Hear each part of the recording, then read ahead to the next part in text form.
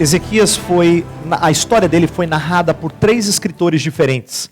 Quem escreveu o livro dos Reis, aquele que escreveu o livro das Crônicas, e hoje nós vamos estudar o profeta Isaías, capítulo 36, que também narrou uma parte da história do rei Ezequias. Então nós vamos estudar o capítulo 36 de Isaías, porque esse capítulo nos traz alguns ensinamentos preciosos sobre como agir em momentos de tribulação, de dificuldades, principalmente em relação aos que não temem o Senhor. Tá? Eu vou explicar isso hoje. Então eu intitulei A Afronta dos Iníquos.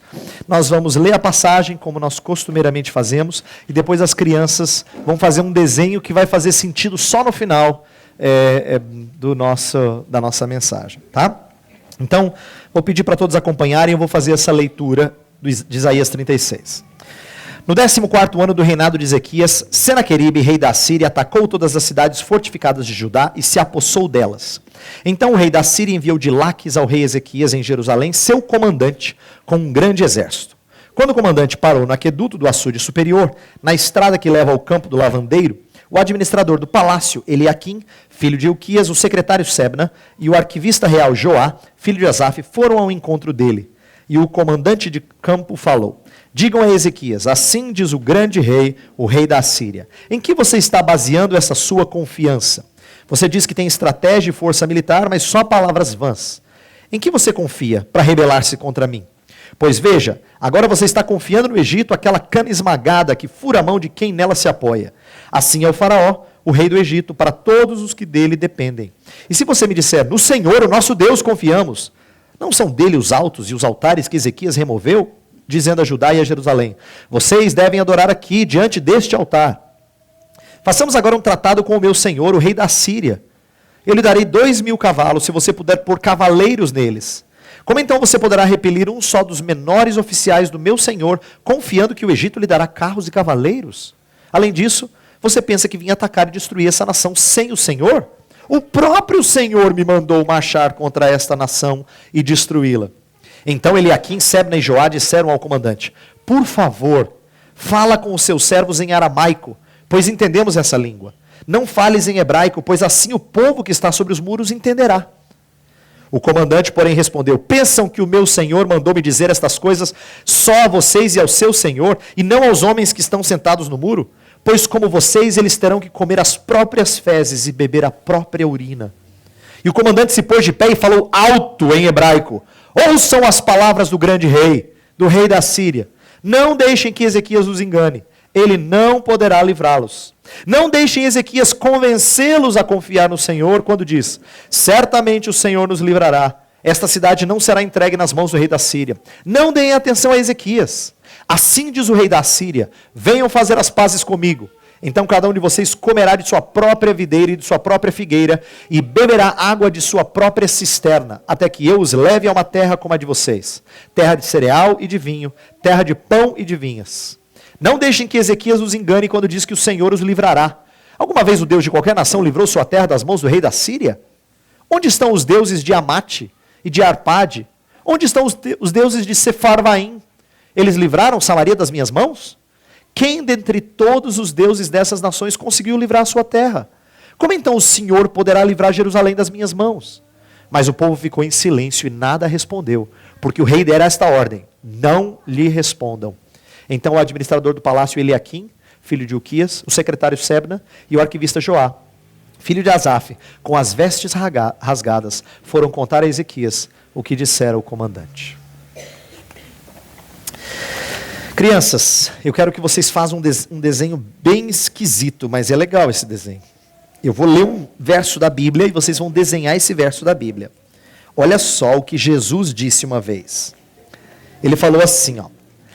Não deis aos cães o que é santo, nem lanceis ante os porcos as vossas pérolas, para que não as pisem com os pés e voltando-se vos dilacerem. O que eu quero que vocês desenhem? Vocês jogando pérolas para porcos. Sabe o que é pérola? Então vocês sabem. Vocês jogando pérolas para porcos. Vocês conseguem desenhar? É um desenho esquisito, mas depois eu vou explicar por quê. Até o pai de vocês ficou assim, olhando para... O que é isso, pastor? No final a gente fica sabendo o que é isso, tá bom? Aos adultos, atenção. eu gostaria de chamar a sua atenção para como é comum você ver os seus filhos fazendo uma coisa extraordinária.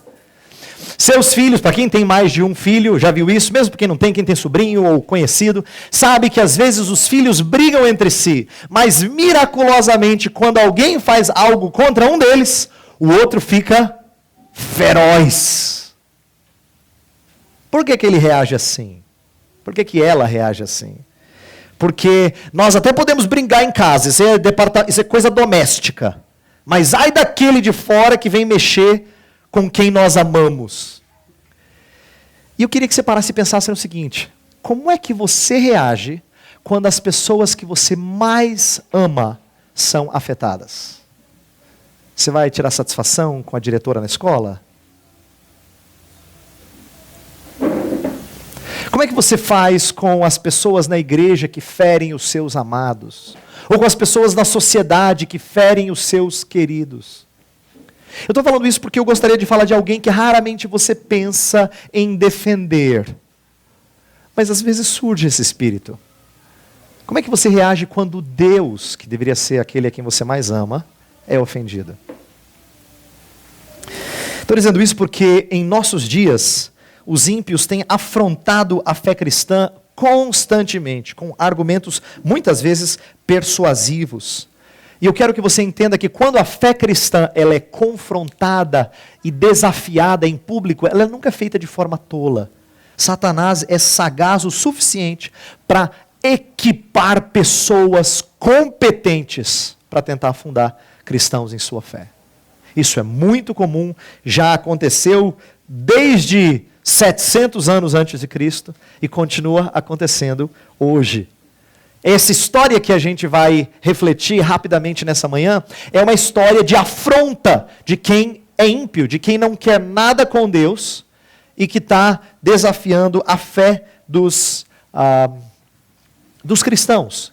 E eu quero que você olhe para essa história e comece a pensar em como isso faz paralelo com o cenário em que você vive, o mundo no qual você vive. Essa é uma história que está ligada à invasão de Senaqueribe. Lembra que no domingo passado, quem esteve aqui, lembra da mensagem que eu falei que depois que Ezequias tinha feito coisas maravilhosas no meio do povo de Deus, tinha feito reformas preciosas, Deus deu um presentinho muito estranho. Depois de toda esta fidelidade veio Senaqueribe, rei da Síria. E a gente viu como Ezequias reagiu num primeiro momento. Mas nós agora vamos olhar a reação do povo e o que Ezequias instruiu ao povo quando Senaqueribe, por volta do ano 701 a.C., conquistou as cidades de Judá. Na verdade, Senaqueribe era um estrategista, obviamente, eles conquistaram o império, a nação assíria. Eles estavam conquistando primeiro alguns lugares na costa, como a Fenícia, a Filístia, depois entraram para dentro do continente, ali na região de Judá, porque eles queriam separar Judá da nação mais perigosa para eles, que era o Egito. O Egito, lembra, foi uma nação de muitas glórias. Quando a gente lê as histórias de faraós e tantas outras coisas, a gente sabe que o Egito foi uma nação de glórias, mas não nesse período, já não era mais tão pomposa. Ainda carregava um pouco de orgulho e tentava fazer frente para os novos impérios, mas não era tão pomposa. A Síria, cuidadosa, resolveu cortar todo e qualquer vínculo com a nação egípcia. Então, o Império Assírio resolve invadir. Agora, para você entender por que eles invadem Judá, tem uma coisa interessante aqui da história de Ezequias. Triste por um lado, hoje a gente vai ver um lado fraco de Ezequias. Eu tenho falado muito dele como homem confiante em Deus, mas ele também tropeçava. Ele é igual a mim, igual a você. Teve um momento em que ele, muito ousadamente, resolve ser insubordinado com a Síria. A Síria já cobrava impostos de várias nações, e ele disse, não vamos dar nada. Não vamos dar nada. A Síria diz, é? Então resolvem apertar e a Síria conquista então várias nações. Tem um registro extra-bíblico que diz que 40 nações de Judá foram destruídas. A Bíblia não dá números, mas ela fala que as cidades fortificadas de Judá foram conquistadas. Estamos falando de cidades preparadas para combate. Elas foram conquistadas pela Síria. Então Ezequias se vê numa situação difícil. O que ele faz? Resolve pagar os impostos. Mas só que ele faz muito mais do que isso. Diz o texto da Bíblia que ele tira o ouro que ele tinha colocado nos portais do templo. É como se ele estivesse dando uma marcha ré em toda aquela reforma religiosa que a gente falou aqui tão belamente, né? Houve Ezequias e ele fez isso, fez aquilo, um tempo você fala, uau, queria ser assim. Aí nessa hora você fala, eu não queria ser assim. Bateu o medo, mexeu com ele, temeroso e de uma certa forma, como político, tentando ser diplomático, ele tira ouro do templo e concede isso ao rei. O que o rei faz depois desse ato diplomático? Ele diz assim, olha, eu acho que tem muita riqueza lá, vamos invadir mesmo assim. Se ele me dá tudo isso, quando eu der uma apertadinha, imagino que ele vai me dar se ele estiver totalmente debaixo do meu controle.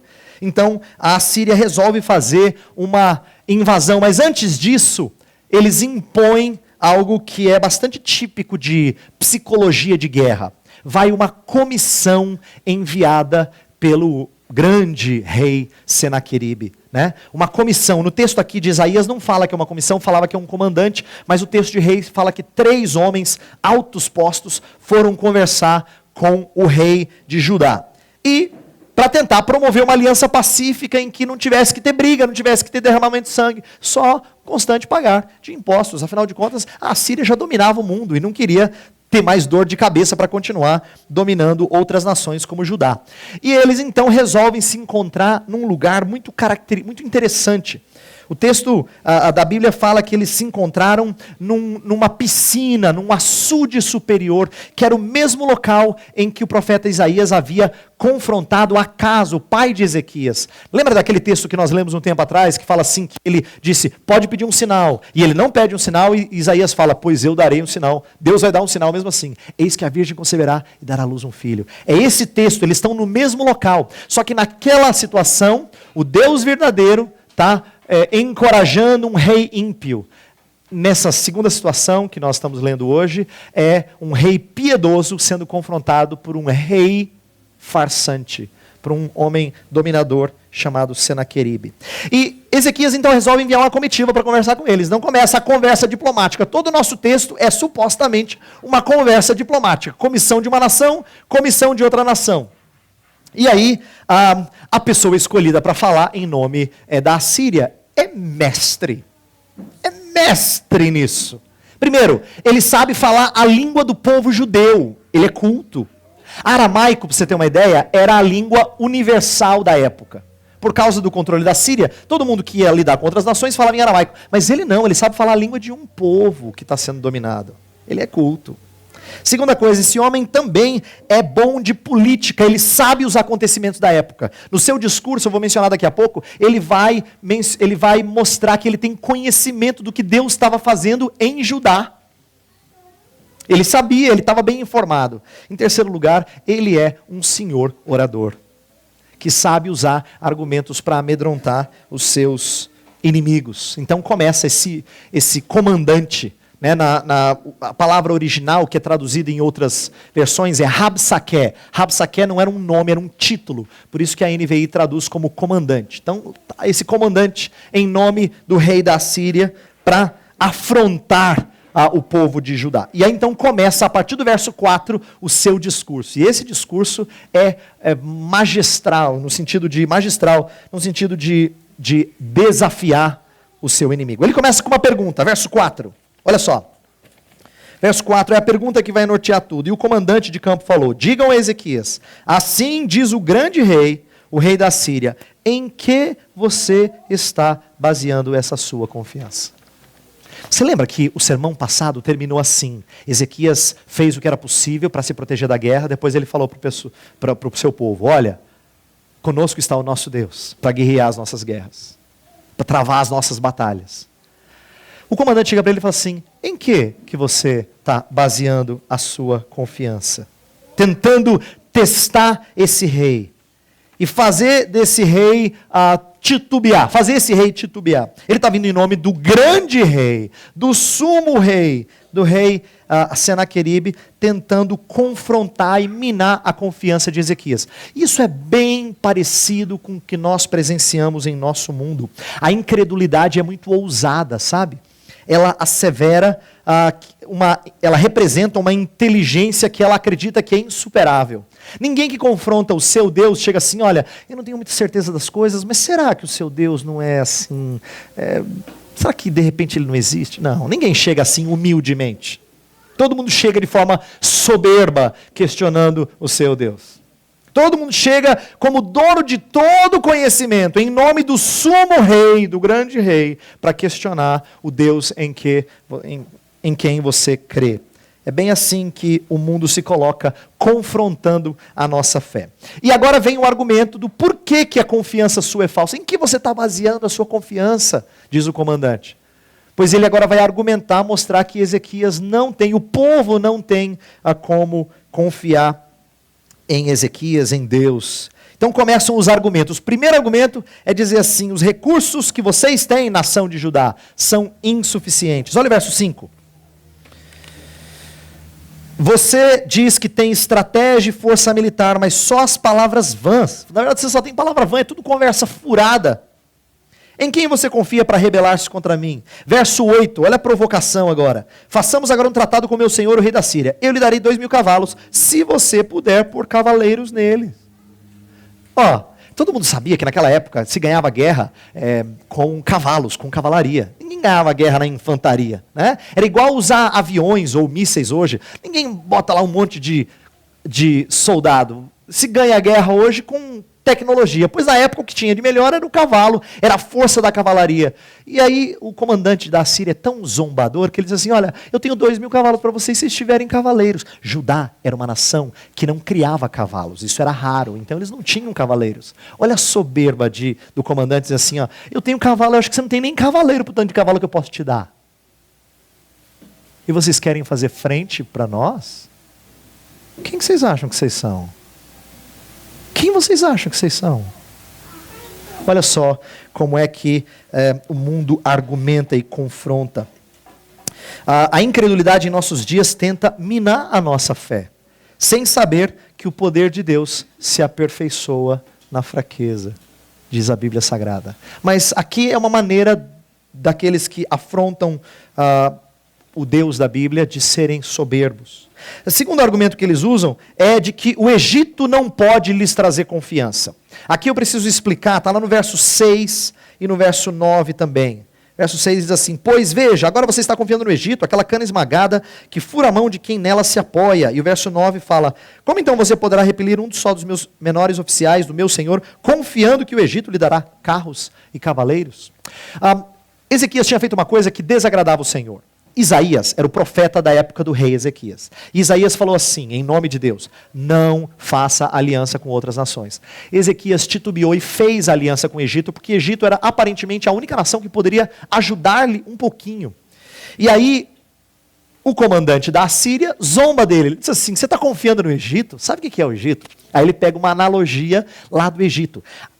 Cercando o rio Nilo, tinha muito daqueles bambus que são, obviamente, ocos no meio, e que ele disse assim: não pode ser usado como vara. Por quê? Uma vez que esse bambu é esmagado, ele não tem mais sustentação. O Egito é como um bambu, uma cana esmagada. Se você se apoiar nele, você vai se machucar. Vocês vão se dar mal apoiando no Egito. O Egito não pode lhes trazer nada. Era uma verdade. E dói quando a gente ouve verdades das nossas fraquezas de quem não teme o Senhor. Quando alguém fala assim: você sabia que você não devia ter feito? Você sabia que você não devia ter ido por aí? E quem está falando isso não ama a Deus. Mas é um argumento para você se sentir mais abatido, mais fraco. Frequentemente, Satanás levanta as nossas falhas a fim de nos desencorajar. Frequentemente, nós somos desencorajados, não só pelo que os outros dizem, mas pelas nossas próprias falhas, que alguém traz à tona para dizer assim: e aí, a sua fé? Terceira coisa que o comandante diz é que Deus não estava do lado deles. Deus não estava do lado deles, porque Deus estava do lado da Síria. Você fala: o quê? Não, agora ele foi longe demais. Eu te explico por que ele diz isso. Ele diz que Deus não estava do lado deles porque ele não entendia de religião. Certamente ele não entendia. Ele diz assim, olha, verso 7. Dá uma olhada no verso 7. Fala assim: e se você me disser: no Senhor o nosso Deus confiamos, não são dele os altos e os altares que Ezequias removeu, dizendo a Judá e a Jerusalém: agora vocês devem adorar aqui. diante deste altar. Você lembra que Ezequias tinha limpado a terra de idolatria? Pois o comandante, não entendendo muito bem de religião, disse assim: esse rei está deixando o Deus de vocês furioso, porque ele tirou um monte de altar. Você acha que ele está do lado de vocês? O entendimento dele, típico de idólatra, achava que era uma ofensa para com Deus fazer isso. Deus não vai te ajudar. Deus não está do seu lado, olha o que está acontecendo.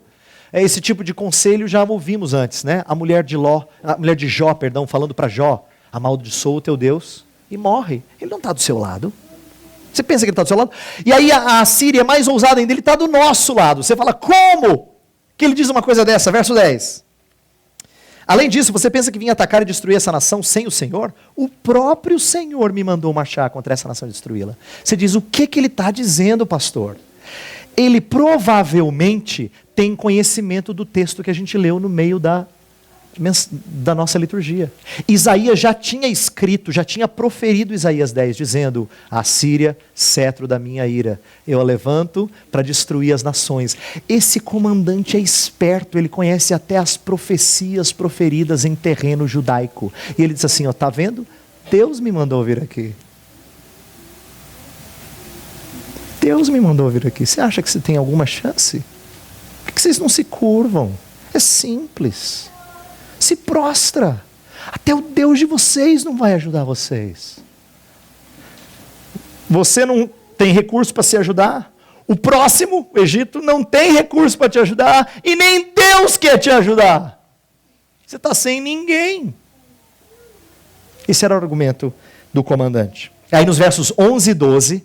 os 3 da comissão de Judá chegam para ele e falam assim: olha, nós sabemos falar aramaico, por favor, fale em aramaico, senão o povo vai ficar temeroso, vai dar um rebuliço danado. Fala em aramaico que a gente entende, não fala na língua do povo. Por quê? Eles estavam falando num local em que estava próximo dos muros da cidade, né? Num local estratégico, e ali muita gente morava nos muros. Você lembra da história de Raabe? Né? As pessoas moravam nos muros, então as pessoas lá dos muros iam fazer telefone sem fio. Olha, estou ouvindo assim, tal. O povo vai ficar... Não fala, por favor, numa língua que o povo entende. E aí a reação do comandante é ainda mais vil. Vocês acham que eles não têm direito de ouvir? Eles também correm perigo. Eu vou dizer para eles que se a coisa continuar do jeito que está, eles vão comer as próprias fezes e beber a própria urina. Essa é a linguagem bíblica para alguma coisa provavelmente mais pesada que ele tenha falado na hora do discurso. Uma forma de ofender e humilhar o povo que estava ali. Para dizer assim: olha, vocês não têm chance. Vocês não têm chance. Ele fala isso, e aí ele começa a discursar em alta voz: povo, ouve o que eu tenho a dizer. E começa então a provocar o povo, a tentar demover o povo da confiança em Ezequias. Várias vezes, no verso 14, 15, 16, 18, ele fala assim: ó, não confie em Ezequias, não confie em Ezequias, não confie em Ezequias. É impressionante a repetição do argumento para que o povo realmente dissesse: eu acho que não dá mesmo. Não dá para confiar em Ezequias. Sabe quando você sente que você está perdendo para o mundo porque o seu filho fica mais horas na escola do que com você em casa? E ele ouve constantemente o mesmo argumento, o mesmo argumento, o mesmo argumento, e você fala assim: eu acho que eu estou perdendo. Por causa da insistência do espírito anticristão. Então nessa hora, ele termina o argumento dele dizendo: olha, aí Rabsaqué, o comandante, mexeu onde dói. Porque antes ele tinha falado que eles não tinham como se ajudar, o próximo não tinha como eles ajudar, e Deus não ia ajudá-los. Mas agora eles mexem na fé do povo, dizendo: e Deus, na verdade, não só não vai te ajudar, Ele não pode te ajudar. Versos 18 a 20, ele fala, vou ler o 20, que resume bem o finalzinho da mensagem dele. Ele fala assim: quem dentre todos os deuses dessas nações conseguiu livrar sua terra? Como então o Senhor poderá livrar Jerusalém das minhas mãos? Aqui é quando os ímpios são ousados para dizer assim: olha, religião é tudo igual. Você ouve isso constantemente. O comandante da Síria também entendia que religião era tudo igual. E sabe de uma coisa? A religião dos outros não salvou. A religião dos outros não os salvou do poderio da Síria. Como é que o Deus de vocês vai poder salvar? Deus não pode te ajudar. Ele está aqui, está blasfemando contra Deus. Está tomando o nome de Deus em vão. Mas nossa sociedade está cheia de gente assim. Gente ousada, gente que de peito aberto desafia o Deus verdadeiro. E eu falei isso no começo e vou repetir aqui. E eles não fazem de forma tola. Eles vêm com argumentos persuasivos e inteligentes, tentando nos demover da nossa fé. Eu quero terminar a mensagem de hoje com a reação muito estranha por parte do povo de Deus. Na semana que vem tem a reação que a gente sempre espera, né? Deus, faz alguma coisa, Deus, né? É 37, espera, é semana que vem. Mas agora eles fazem uma coisa muito estranha a pedido do rei. Diz o texto no verso 21 e 22 que todo o povo ficou em silêncio. Em silêncio, porque o rei havia ordenado: não lhe respondam nada. Por quê? E aqui é importante a gente ponderar. E é aqui que eu acho que o desenho das crianças vai fazer sentido. Jesus nos ensina que às vezes tentar defender o Deus verdadeiro na sociedade é como jogar pérola aos porcos. É vão, é inútil, é sem propósito, é fútil. Num mundo cercado por exércitos contra o povo de Deus, lembra que o exército da Síria, ele era muito maior do que o povo de Deus conseguiria levantar. Gente cercando o povo de Deus e tentando argumentar contra, a nossa reação gostaria de ser: Deus, solta um raio aqui. Mas não é isso que eles fazem no primeiro momento. Eles praticam o silêncio de forma prudente. Eu quero que você pondere um pouco sobre isso. Porque se você é de espírito assim, impulsivo, a sua vontade de fazer igual Pedro, arrancar a espada e cortar a orelha do primeiro que aparecer na frente. É a vontade que dá. Orelhinha, né? É a vontade que dá. Sair com espada na mão e Jesus fala assim: calma. Eu não pedi isso. Se eu quisesse, legiões de anjos viriam aqui me proteger. Eu não pedi isso. Existem momentos na nossa vida em que o silêncio é mais prudente que a palavra. Em que a gente tem que aprender a calar-se. Tem um texto em Provérbios 26 que é muito interessante. Quase contraditório. Provérbios 26, versos 4 e 5 falam mais ou menos assim. Eu vou usar minhas palavras. Fala assim, ó: não responda ao insensato segundo a sua estultícia, para você não se fazer tolo como ele. Aí no verso seguinte fala: responda ao insensato segundo a sua estultícia, para que ele não fique muito soberbo. Você fala assim: pastor, agora eu não entendi. Responda ou não responda? Porque o primeiro verso fala: não responda. O segundo fala: responda. E é igualzinho. Mas tem hora que você responde. E esse é um dos textos na Bíblia em que nos ensina que tem hora que você não responde. Que é tolice. É como jogar pérola aos porcos. É possível que o silêncio tenha deixado o comandante ainda mais seguro e Deus estivesse preparando ele para a ruína dele. Isso é capítulo 37, a gente vê semana que vem. Mas nesse primeiro momento, duas coisas, e eu vou terminar com a segunda. Primeiro é silêncio, que às vezes isso é sinônimo de prudência e de sabedoria, quando a gente se cala diante daqueles que estão blasfemando contra o Senhor. E a segunda coisa é lamentar as ofensas de Deus. O silêncio não significa que você é impassível, que você não sente nada, que você não tem emoções nenhuma, que você é frio e calculista, nada disso.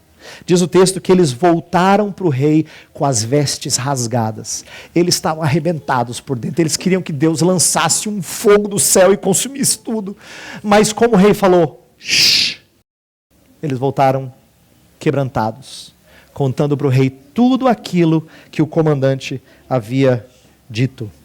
Eu gostaria que nós aprendêssemos a fazer isso em momentos em que os filhos de Deus são alvo de ataque por causa da verdade de Deus. Isto é, Primeiro momento, a gente aprender que nós não estamos aqui necessariamente para fazer o partido político dos crentes em prol dos crentes.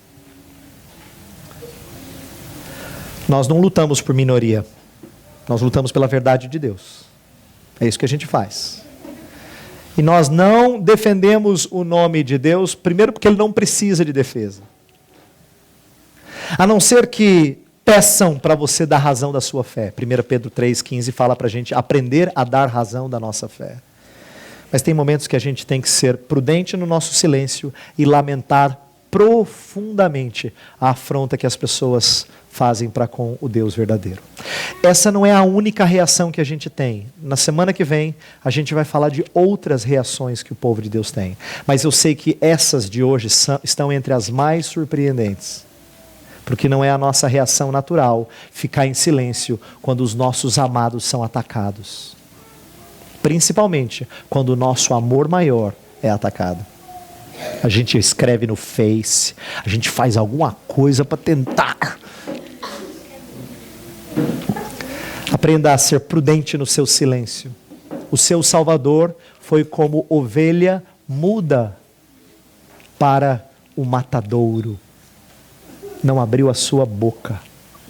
E Ele ensina você, em meio à opressão e à afronta do mundo, a muitas vezes prudentemente calar-se e lamentar diante do Senhor. Pensa um pouco sobre isso, diante de tantas acusações, afrontas que nós sofremos. E eu quero conduzi-los em oração. Deus bondoso, nós somos muitas vezes machucados por pessoas que não têm temor do Senhor. Eles falam de coisas diversas. Às vezes dentro da família tem gente nos acusando por causa da nossa fé. Tem gente fora da família, às vezes amigos que também nos perturbam com seus desafios, suas afrontas. Às vezes na sociedade temos pessoas que estão nos perseguindo e nos atacando. Senhor, temos situações diferentes acontecendo. Diferentes. E nós carecemos demais do Senhor. Mas no dia de hoje nós queremos aprender a fazer aquilo que o Senhor instruiu o rei Ezequias a instruir o seu povo. Tão difícil, Senhor, mas ensina-nos que em alguns momentos a prudência é calar-se. A prudência dita-nos a ficarmos em silêncio e não a revidarmos o que nos foi ofendido. Ó Pai, ajuda-nos nisso e ajuda-nos a lamentar profundamente a forma como as pessoas ousadamente ferem a Ti e o Teu povo. Isso é motivo de tristeza, Deus. Nós temos que nos entristecer. Não é para nós ficarmos impassíveis. Nós não somos de ferro, Senhor. Nós nos entristecemos quando isto acontece. Nós sabemos que o Senhor ouve as nossas orações. O Senhor enxuga as nossas lágrimas. Mas ensina-nos a falar contigo, a abrir o nosso coração contigo. E a nos calarmos diante de quem é insensato. Essa é a nossa oração, esse é o nosso pedido. Em nome de Jesus. Amém.